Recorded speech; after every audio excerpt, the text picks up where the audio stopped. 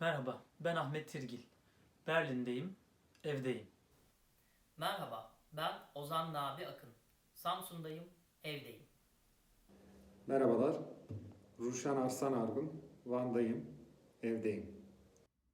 Merhaba, ben Özgür Kement. İstanbul'dayım, evdeyim. Bizler Anadolu Kuartet olarak evlerimizdeyiz.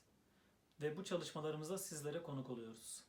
Sizler de eğer dışarı çıkmak zorunda değilseniz kendinizi ve yakınlarınızı korumak için evde kalın, sağlıkla kalın, müzikle kalın.